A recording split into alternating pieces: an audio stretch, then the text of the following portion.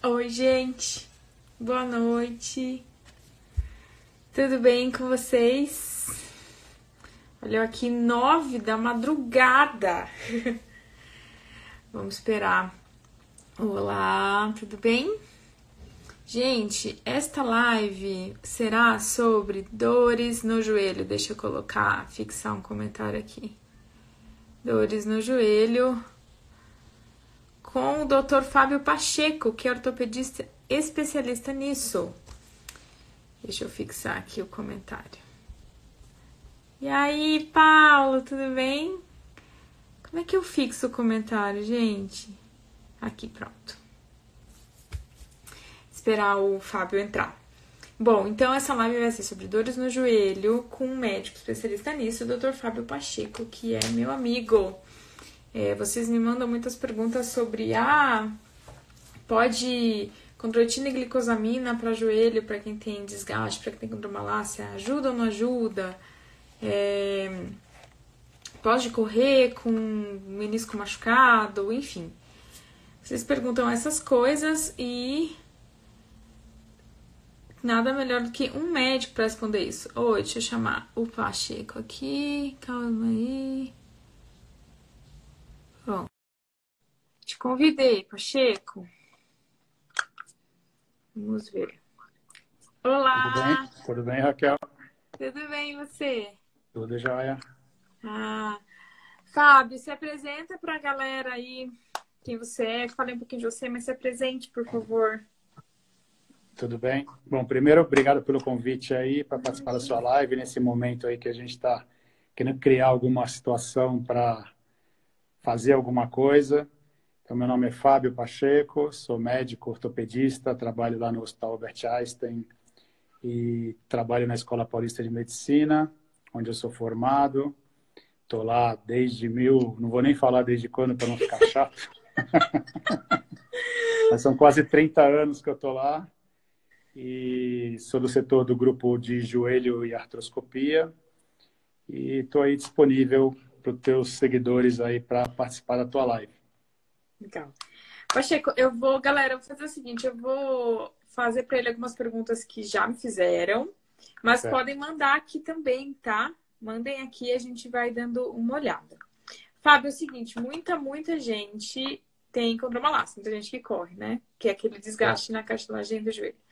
E para essas pessoas, normalmente é prescrito condroitina e glicosamina. E sempre me perguntam, Raquel, adianta tomar? Isso regenera a cartilagem? Explica pra gente o que acontece, enfim, se é útil, se não é. Vamos lá. Então, primeiro, o que é condromalácia, né?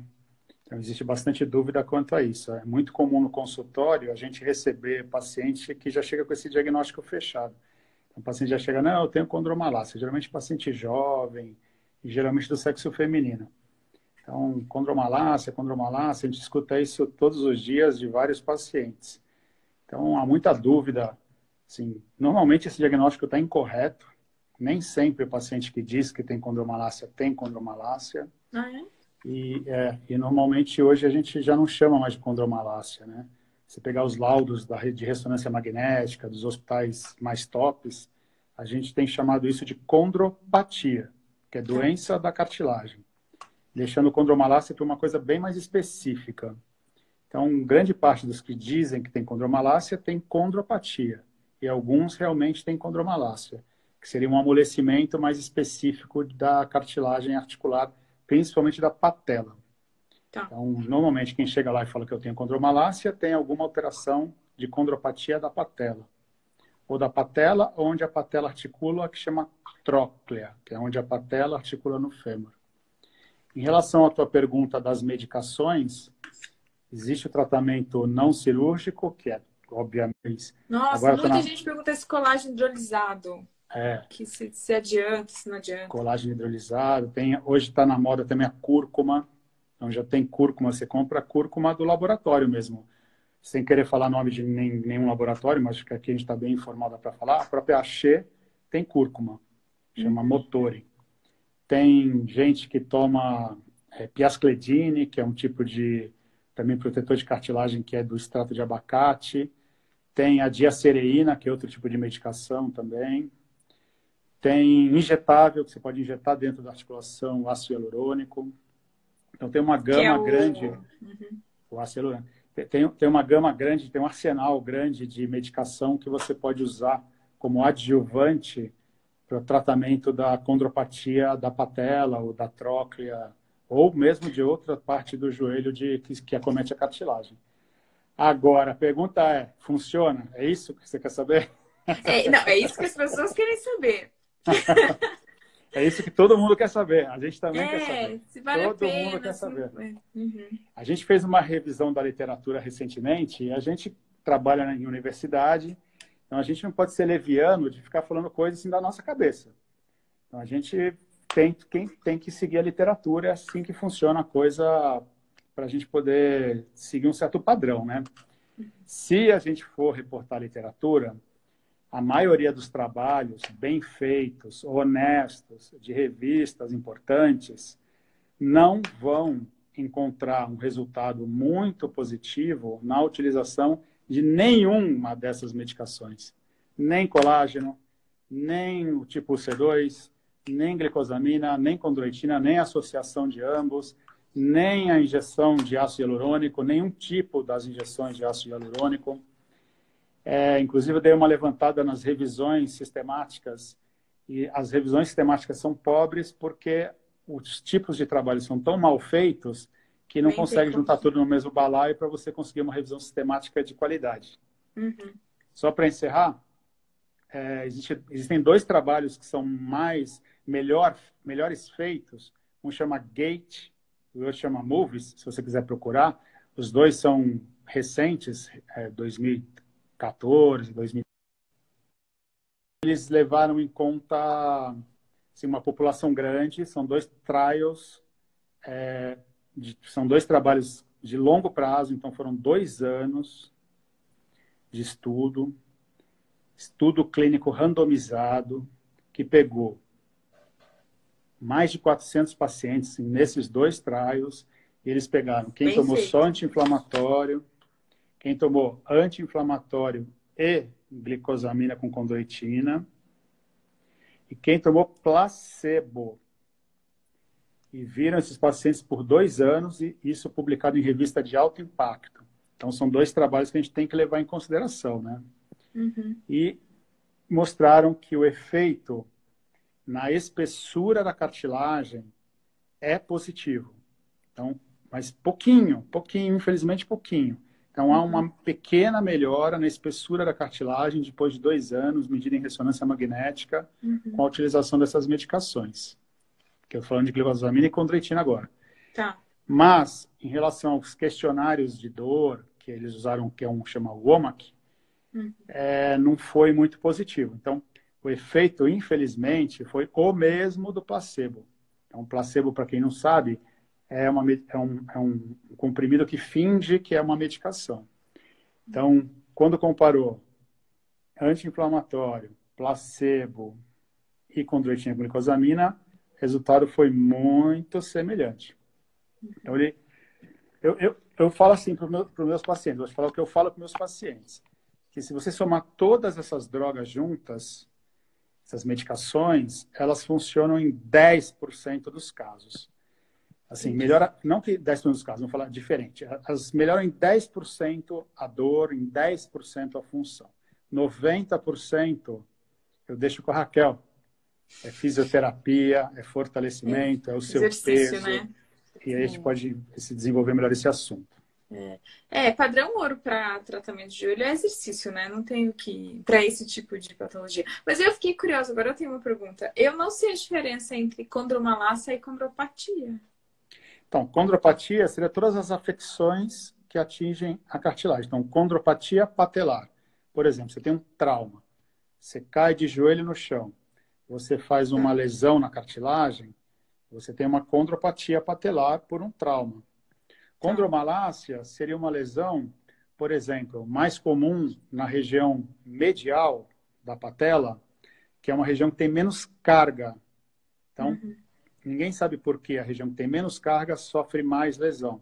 Então, seria um amolecimento que começa com uma fraqueza da cartilagem, essa fraqueza promove uma quebra na superfície da cartilagem, vai formando fissura, essas fissuras vão penetrando, vai penetrando o líquido sinovial e vai promovendo mais fissura, vai aprofundando até estragando totalmente a cartilagem ao Mas longo acho que dos em anos. corredor, então, talvez o que mais tem é condromalácia mesmo, ou não? O corredor tem condromalácia e condropatia. Tá.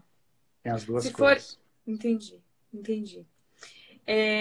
Bom, é complicado Sim, nesse a momento. condropatia, assim, não é que o corredor tem condromalácia e condropatia. Condromalácia é uma condropatia, entendeu? Entendi, O corredor, entendi. toda condromalácia é uma condropatia. Sim. A condropatia é uma abrangência. Tá. Talvez o Ah, corredor ó, uma tenha mais pergunta boa aqui. condromalácia, você está certa. Entendi, entendi, entendi. Menisco, ó, uma pessoa perguntou de menisco que me Menisco. perguntou muito também. Muita gente fala, eu tive uma lesão de menisco, eu vou ter que parar de correr para sempre? Normalmente minha resposta é, depende da sua lesão e depende do que seu médico te fala. Mas eu posso dizer que normalmente a pessoa pode voltar a correr se fizer um bom fortalecimento, um bom tratamento, se fizer a cirurgia necessária ou não. Lesionou menisco já era. O que você diz, Pacheco? Assim, a gente fala assim que o menisco é o principal protetor da cartilagem entre o fêmur e a tíbia.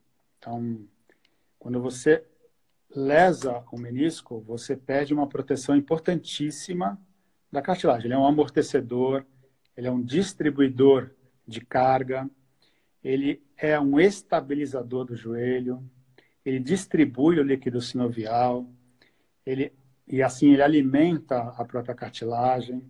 Então, a função do menisco ela é primordial no joelho. Então, quando você perde essa estrutura por uma lesão grave, você fica com muito problema para exercer exercícios que tenham impacto.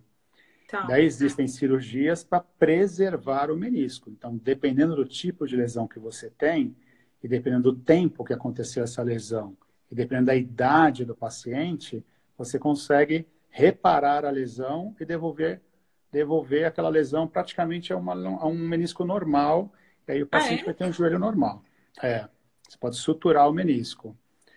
É o que a Mas gente fica, tenta tipo, fica sempre super fazer. bom, não fica super acometido. Não, se for um paciente jovem, um tipo de lesão bem específica, fica super bom. Super Ah, bom. que bom. Uhum. Agora, lesões mais degenerativas, que são lesões por desgaste, daí não cabe sutura. O menisco vai desgastando, vai desgastando, vai desgastando, vai desgastando, ele tem uma lesão por desgaste. Daí faz parte do desgaste do joelho. Então, a Uhum. pessoa vai insistir com corrida, você vai insistir com o desgaste. Mas jamais, jamais cabe ao médico, cabe ao fisioterapeuta, cabe a ninguém falar você não pode mais correr. Eu acho isso uma coisa assim absurda você chegar para uma pessoa e condenar qualquer tipo de prática esportiva. Você jamais pode falar isso para uma pessoa. A dor vai acontecendo, o joelho pode piorar, mas pode não piorar, porque depende muito da genética da pessoa. Se a pessoa tiver uma genética excepcionalmente boa, ela pode ter uma lesão do menisco e não vai acontecer nada no joelho dela. Tem gente que Olha tem só. o menisco perfeito e vai ter artrose do joelho. Então é uma tentativa e erro. Você vai fazer reabilitação, fortalecimento, perder peso, o joelho tem que ser estável, tem que ver se tem outras lesões associadas e vai correr. E vai ver o que vai acontecer ao longo do tempo. Vai acompanhar com o fisioterapeuta, com o médico, com o seu ortopedista e vai ver como vai evoluir essa lesão. Pode chegar no Ai, momento que correr vai ser uma coisa que não vai ser boa para o paciente. Ele mesmo vai perceber isso junto com o médico, mas ninguém vai condenar e carimbar, como a gente vê muito no consultório. Doutor, o médico me disse que eu não corro há 5 anos porque o médico... E você vê a ressonância do paciente, não tem praticamente nada. Você fala, meu Deus do céu, o cara condenou esse paciente a nunca mais correr, sendo que ele não tem quase nada. Então, é muito leviano, tem que ter muito cuidado. Acho que o peso das palavras do médico, do fisioterapeuta, tem muito impacto na cabeça do muito. paciente. Olha, E pode ser horrível isso. sim. E muito médico. Ah, né? As pessoas conversam e falam, sai da corrida, vai fazer hidroginástica, como se a corrida fosse um hobby qualquer. Mas quem corre, eu tô vendo aqui no Instagram, tem galera correndo no corredor da casa, assim, fazendo 5 quilômetros no corredor de casa porque não consegue ficar sem correr. É um negócio muito grande. Não dá pra falar para de correr, né? Acho que você pegar um médico que não pratica esporte ou que não entende nada de esporte, é muito fácil para ele falar, não corre mais, não nada mais, vai fazer natação. Tem gente que tem Não entende fobia o de água, peso, né? não Ó, é? gente, vocês Faz sempre perguntam natação. de médico que não vai falar para vocês pararem de correr, ó, o Fábio. Aliás, você está atendendo nesse período online também, né, Fábio? Por telemedicina, Agora com né? essa situação, eu continuo indo lá no Einstein atender alguns pacientes, porque houve uma redução muito grande do número de pacientes, ainda bem, né? Acho que isso o governo está pedindo e está correto. Mas quem está com dor, quem teve lesão, a gente tem que atender. Faz parte da nossa profissão, a gente é um soldado da saúde e a gente vai lá atender. Sim. E alguns pacientes que já são nossos pacientes estão procurando a gente e a gente criou essa situação de ambiente de atendimento online através do nosso site e está dando muito certo. Mas paciente que a gente já conhece, até pacientes novos, já atendemos alguns pacientes novos já, não tem o contato físico, mas dá para pedir exame, dá para mandar receita, tudo carimbado, recibo, quando é o caso. Tá dando certo. Vamos ver até onde dá. Tem casos que não Vai, dá, sim. não vai, e a gente sabe o limite disso. Então tem que ter bastante Sim, é. responsabilidade nesses atendimentos. Claro, com certeza. E me fala uma coisa, quem tem normalmente condropatia ou condromalácia, você me corrige se eu estiver falando errado, tem aquela sensação de areia no joelho, estalos e tal. E normalmente esses estalos, eles não são diretamente relacionados com a queixa, né? Não é porque estala mais que é mais grave, né? Estala Verdade. menos não tem nada. Normalmente a pessoa tem muito receio disso. Eu atendi uma pessoa um pouco antes de sair essa confusão toda, eu ter o bebê, que ela não fazia agachamento, não fazia fortalecimento porque o joelho estalava. Ela não sentia nenhuma dor, ela só sentia o joelho estalar. Falou, não, mas eu tenho medo disso me prejudicar. A minha resposta, e eu quero que você complemente, me corrija se eu falei besteira, foi: olha, se não tá doendo, esse estalo faz parte da tua patologia, vive com ele, segue É a vida, verdade o que não você deixa de falou. se mexer por causa dele. O que você acha? Não, muitas vezes o paciente vem com essa queixa de estalido, normalmente mulher, e faz a ressonância magnética, você não vê alteração nenhuma. Então, Ó, estalido sem estalo é dor qualquer tipo de não é problema? doença. Estalido sem dor não é doença. E mesmo se você acha uma alteração, e essa alteração é capaz de provocar um estalido, não é um fim do mundo. Daí, Sim. nesses casos, tem coisa para fazer, às vezes tem algum tipo de fortalecimento que você desvia um pouco o eixo do joelho, a Sim. patela. Acho que os fisioterapeutas conseguem lidar bem com essa situação Dá e pra melhora diminuir mesmo. bastante a queixa do paciente. Acho que eu confio muito na fisioterapia, quando bem feita. Assim, a fisioterapia acho que está num patamar até pior do que a medicina, né? Se você pega um fisioterapeuta daqueles que é só choquinho, que a gente costuma falar, né? Não vai mudar absolutamente nada, porque a gente acredita que toda a patologia de joelho, de quadril, aliás, ortopedia em geral, ela tem um fundo biomecânico, né? Ela tem um fundo biomecânico sem dúvida nenhuma. Ou você tem fratura porque você quebrou, e toda fratura ela vem de uma alteração biomecânica também, de uma incidência de um trauma que provocou uma alteração mecânica que provocou a fratura, ou você tem um desequilíbrio mecânico no teu corpo que promove aquela lesão que aos pouquinhos é pequenininha e aos pouquinhos vai ficar grande. Então, ou você corrige o âmago da questão, ou você vai ficar indo no ortopedista e na fisioterapeuta tomando choquinho e É. tomando anti-inflamatório. Sobre anti-inflamatório, nesse período de quarentena, muita gente tá treinando em casa e tava machucado ou tá se machucando agora, enfim, tá com dor e assim, é um momento que não dá para você ir para o hospital ou pouca gente está atendendo, né? É um momento Uhum. de difícil acesso a médico, senão é um negócio grave, né? Tomar anti-inflamatório em casa. Vamos ser honestos aqui. Galera toma. Sim, sim. Galera toma. Mas o que eu oriento é assim, ó, não é balinha e pode, né, tem efeito colateral, pode machucar estômago, enfim.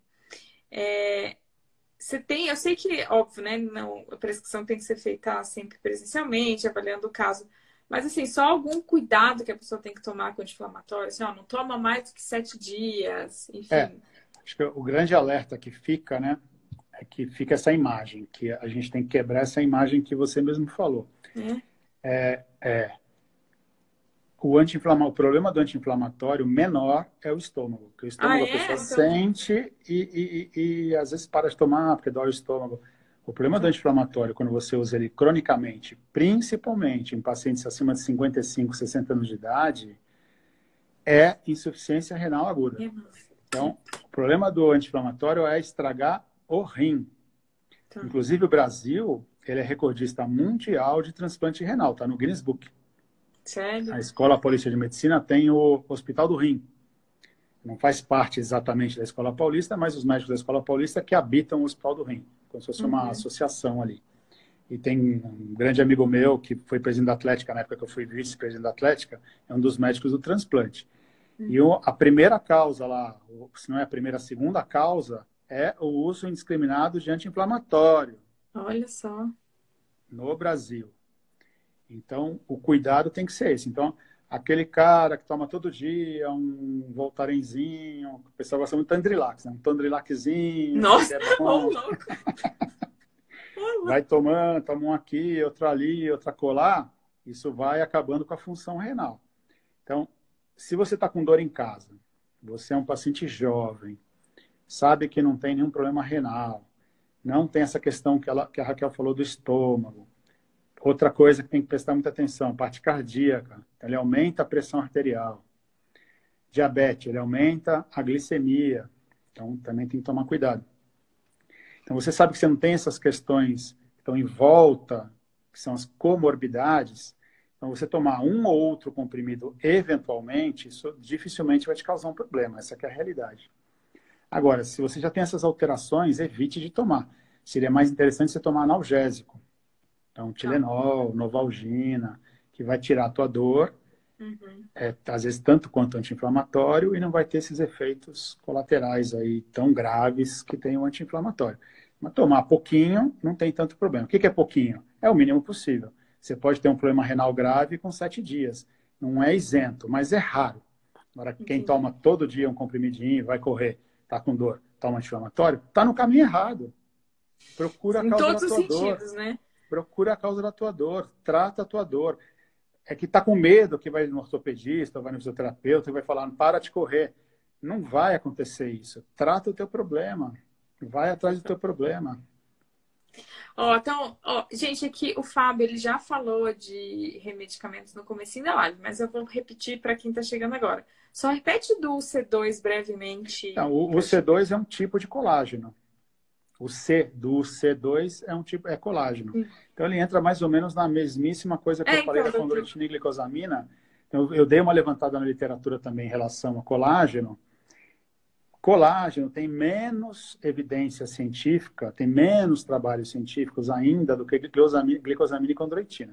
Então, eu vou te dar a minha opinião pessoal.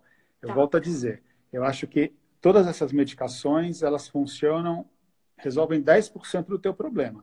Os outros 90% do teu problema, eles têm que ser resolvidos com fortalecimento, alongamento, perda de peso, estabilização do joelho, etc. Que aí você precisa de um médico e de um fisioterapeuta bom. Então, o C2 entra nisso. Não tem muita evidência científica. Agora, só para deixar claro, eu vejo muito corredor, né, muito paciente meu, e o cara não tem nada na cartilagem. Mas ele toma preventivamente condroitina, que ele compra lá nos Estados Unidos, o C2, que ele compra lá não sei aonde, preventivamente. Não tem dor, não tem ressonância magnética com lesão, não tem estalido, não tem nada. E toma. Não faça isso, porque não se sabe o efeito desse tipo de medicação a longo prazo. Inclusive, tem trabalho científico recente mostrando que tem maior incidência de glaucoma com o uso da glicosamina e condroitina. O uso da glicosamina e condroitina, ele aumenta sangramento. Então, se você já faz uso de anticoagulante por algum outro motivo, teve uma trombose, alguma coisa assim, você não pode misturar com condroitina e glicosamina. Quem tem alergia a crustáceo, grande parte da glicosamina e condroitina é derivado de crustáceo, isso pode dar problema. Então, você não vai tomando uma coisa pro resto da sua vida, porque certamente alguma coisa vai acontecer. Isso não é só benéfico. Eles vendem como sendo só benéfico, mas não é só benéfico. A única coisa inerte que existe é a água. É verdade. Eu não sei, talvez você não tem a sensação de que é prescrito dessa forma pela comunidade médica, meio como uma balinha? Assim, eu já recebi muito paciente que, É, vai tomando cloritroxamina até morrer, tipo, mas é não prescrito perguntaram o porque é por histórico causa da de... ignorância. Por causa da Ah, ignorância. O cara nunca leu um artigo científico sobre isso e, não, isso daí vende livre, vai comprando, vai tomando. manipula, Eu mesmo manipula. prescrevo e falo, vai tomando. Mas eu tô atento para quem que eu tô falando isso, entendeu? Eu tô atento. Entendi. Então tem paciente que fala, vai tomando. Mas eu tô Tá. atento. Tô atento na literatura se vai aparecer alguma coisa que eu ainda não sei. De repente aparece Uhum. amanhã que isso aumenta a incidência de algum tipo de doença. Hoje Eu não não está sabia que dizendo. tinha interação com quem tem, pode aumentar a trombose. Você falou disso, né? Não, não, ao Tem contrário. controle. Quem teve Sangra trombose e toma mais, um sangra mais, anticoagulante, tá. aumenta sangramento. Então, se você Aumenta vai sangue. operar um paciente, por exemplo, ele não pode estar tomando condroitina e glucosamina nos últimos 7 dias. Então,7 dias, olha só. você vê um detalhezinho Hum. pequeno que tem uma grande importância. A gente não nem dá importância para isso. Não, vai tomando, vamos operar seu joelho. E você nem se liga que você mesmo falou para o cara Nossa. tomar e vai operar o joelho do cara e nem lembra de falar para ele parar de tomar. Então tem que ficar atento nesses Nossa, efeitos cara. colaterais existem, né? Não existe nada Não inerte. é balinha, Que nem eu gente. falei, só água é inerte. Sim, Eu com dou sempre o certeza. exemplo do meu próprio irmão. Ele é completamente alérgico a crustáceo. Se ele comer um camarão, ele pode morrer. Ele anda até com adrenalina no bolso. Sério, Ele tem caramba. alergia à picada de inseto. Então, você pode comer camarão e adorar, assim, fastiar de camarão. Não vai acontecer nada com você. Ele come um camarão e Uhum. morre. Então, essa Caramba, medicação pode ser boa para você, pode ser ruim para o teu vizinho. Então, caramba. cada medicação interage, cada alimento, cada substância interage diferente em cada corpo diferente. Então, quando você Uhum. vai tomar uma coisa, saiba que ela tem um efeito sinérgico, que é o efeito bom, mas pode ter um efeito que pode ser o efeito contrário, que pode ser o Uhum. efeito ruim. Então, você tem que ficar atento. Toma só quando é necessário. E funciona Entendi. 10%. Os outros 90% tem coisa mais importante para fazer. É. Então, Vamos eu falar, uso. alguém perguntou se para avaliação biomecânica para quem tem dor no joelho. É isso que o Fábio está falando. Esses medicamentos, essas substâncias, é 10% tratamento, os outros 90% é manter o músculo forte, manter a articulação móvel, os músculos com tamanho adequado, sem encurtamento.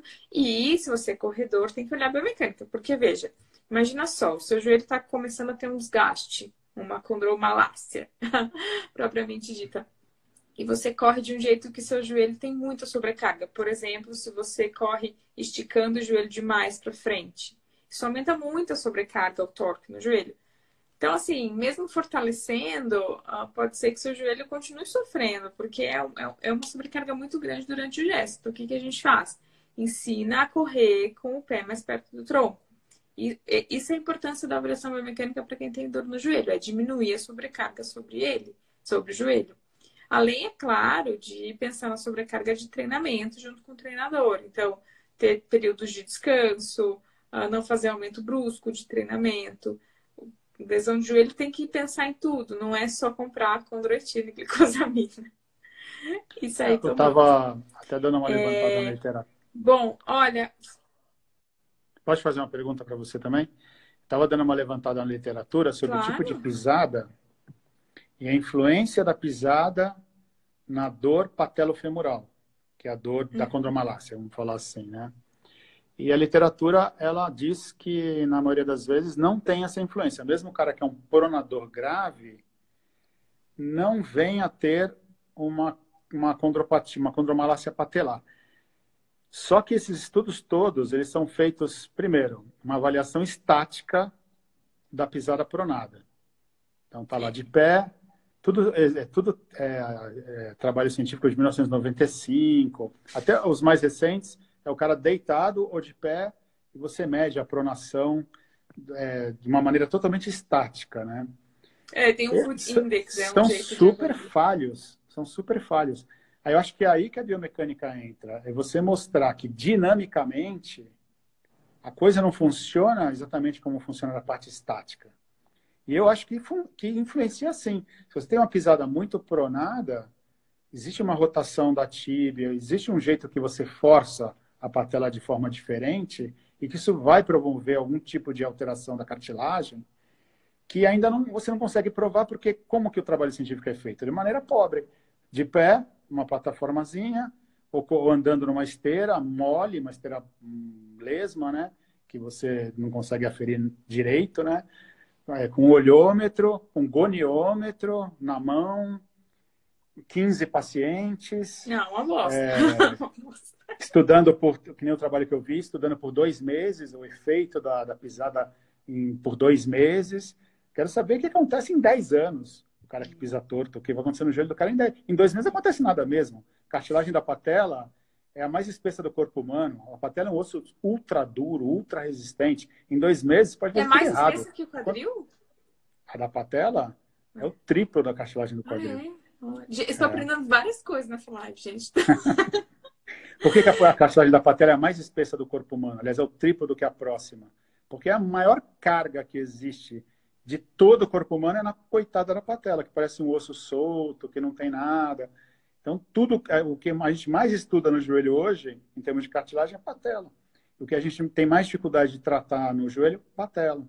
Por quê? Por causa do tamanho da carga que tem na patela. O maior desafio é como que diminui a carga na patela, né? Mas deixa eu te responder, então, da promoção. Você acredita que tem um estudo muito bom sobre síndrome fêmuro-patelar, que é, na verdade, uma dor no joelho em geral, né? Na parte inferior do joelho. Né? Não é só condropatia, condromalácia. Mas, enfim, tem um estudo bem feito sobre síndrome fêmuro-patelar, que é um estudo que acompanhou mais gente por um ano. Enfim, né? É um estudo prospectivo, não é só correlação. Eu não sei quantos pacientes são, não são muitos, não, mas mais de 20, enfim, acho que perto de 60 pessoas. É o melhor estudo que tem. Só tem um bem feito. E ele mostra que o valgo dinâmico, que é quando o joelho cai para dentro, é uma das coisas que causa síndrome fêmuro-patelar. E a pisada pronada pode levar ao valgo dinâmico. Então, você está certo. Se a pisada pronada leva o joelho para dentro, sim, existe evidência de que isso vai dar caca no joelho. Mas nem sempre essa pisada pronada leva um valgo dinâmico tão evidente, sabe? Essa é a questão. O corpo vai se encaixando. Mas sim, tem muita gente que tem a lesão no joelho, porque pé prona, joelho cai para dentro, e aí isso aumenta. Isso aumenta. Isso aumenta muda a pressão na patela, né? Ou, enfim. Então, sim, pode ter relação, sim. Sabe? E também, assim, a coisa é tão multifatorial que a gente não consegue falar que uma coisa leva a uma outra coisa. É multifatorial. Tem o peso da pessoa, tem o ângulo do joelho, tem frouxidão ligamentar, a instabilidade do joelho, tem o jeito que a pessoa faz a coisa. Então, assim, o cara que corre uma maratona, ultramaratona, ele tem uma adaptação do corpo dele para aquilo. Ele não vai ter problema. Mesmo que ele corra errado, ele está adaptado para aquilo. Ele é um sobrevivente para aquilo. Então, ele tem pé pronado, nem a gente escuta assim, né? Pô, esse negócio de pé pronado tem nada a ver, porque o cara que tem pé pronado e corre a maratona, ele está adaptado para aquilo. A genética dele, a qualidade da cartilagem dele, está adaptada para aquilo. E a genética a gente não consegue mexer, é uma variável hoje imexível. Existe evidência, Fábio, que de diferente resistência da cartilagem de pessoa para pessoa? Por exemplo, geneticamente a minha cartilagem é mais frágil que a sua, enfim, tem estudo sobre isso, mostrando que quem tem condropatias... Com certeza absoluta, a genética influencia, assim, para mim, a variável mais importante. Agora, como o cara prova que existe o gene da cartilagem ruim, não, gene. Eu tô perguntando, assim, cartilagens mais frágeis, se isso existe mesmo. Assim, se eu pegar quimicamente, claro que a cartilagem é mais frágil. Existe. E isso é mais em mulher? Existe um grupo que apresente isso? Mulher tem mais artrose que homem. Mulher tem mais artrose que homem. Agora, eu não sei porque a cartilagem é mais frágil, talvez não, ou porque o quadril é mais largo, e aí já tem várias outras alterações biomecânicas, ou que talvez a mulher não nasceu geneticamente para exercer as funções que exerce hoje no passado remoto. E talvez o homem é o caçador e a mulher é aquela que fica em casa. Aí a gente vai entrar em outras discussões, mas que tem a ver com a genética. Eu tenho certeza, não é certeza, isso é uma coisa já certa, é líquida e certa. E esse fator, pelo menos é um fator que a gente não consegue mexer, né? Então, esse daí, pelo menos, é um a menos. É, é. Aí a Ó, tem terapia alguém falando gênica uma teria... coisa importante. É interessante porque a gente fala que. Eu falei até na aula, eu dei uma aula lá para o grupo de joelho da Unifesp, que a limitação de dorsiflexão do tornozelo é algo que leva ao valgo dinâmico. É verdade, você falou isso aí mesmo. E uma coisa, nós hoje temos mais limitação de dorso de tornozelo porque a gente usa menos, por exemplo. Se for pensar, isso que o Pacheco falou, há muito tempo atrás, a gente ficava de cócoras, muito mais do que hoje. A gente fica numa cadeira. Então, a gente tem um índice de restrição de mobilidade de tornozelo alto. Você sabia disso, Pacheco? É muito comum ter restrição de mobilidade de tornozelo. E não é que a pessoa manca, só é evidente nas grandes amplitudes, sabe? Eu não sabia isso. Eu soube quando você deu aula lá que eu prestei atenção, mas eu não sabia. Um jeito de saber é tentar ficar de cócoras. Então, a Ah, tá. maioria das pessoas não consegue e pode ter mais coisas envolvidas, mas na maioria das vezes é falta de mobilidade de tornozelo. E isso prejudica o joelho. Então, assim, o pé é algo que, sim, sempre, a maioria das vezes vai estar relacionado mesmo a problemas no joelho. Mas, gente, Fábio, muito obrigada por ter vindo, viu? Imagina. Eu trouxe você Você não quer para. responder só essa pergunta aí de palmilha feita sob medida? Claro, vamos lá, qual que é? Não vi. Tem assim, e essas palmilhas feitas sob medida? Eu acho Ah, controverso. Eu não sou um grande conhecedor, eu não sou do pé, eu sou do joelho, mas, assim, pelo que eu dei uma levantada na literatura, mesmo os tornozelos ultras pronados, não existe evidência científica que promovem alteração patelofemoral. uhum. Então, assim, às vezes você vê um pé pouco alterado e, assim, a gente vê prescrição de palmilha para essa pouca alteração como se ela fosse uma salvação para uma futura alteração ou uma dor que exista no joelho. Eu posso estar enganado, eu não sou um estudioso nesse assunto, então não quero ser leviano, eu só gosto de falar aquilo que eu sei.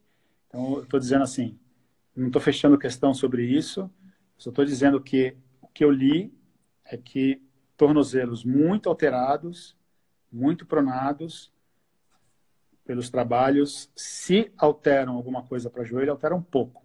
Então, eu acho que a Raquel talvez saiba responder melhor do que eu. O último guideline para fisioterapia sobre tratamentos para joelho é o que é melhor para o joelho? Exercício. Não tem conversa, exercício é a melhor coisa. E dentro dessas, além de exercício, outras coisas ajudam, como por exemplo, bandagem, não kinesotape, bandagem rígida e palmilha. Só que a palmilha usada e prescrita de uma forma normalmente diferente do que a gente está acostumado. Não é assim, tô com dor no joelho, faz uma palmilha e acabou. Como se ela fosse um objeto mágico que fosse resolver tudo sozinho. É a palmilha dentro de um contexto de tratamento com exercício e com data marcada para tirá-la. Porque assim, no Brasil, se prescreve a palmilha e fala, usa para sempre. É tipo condroitina e glicosamina. Usa para sempre, vai refazendo até morrer. Não faz sentido. Não faz o menor sentido você usar uma muleta para o resto da vida.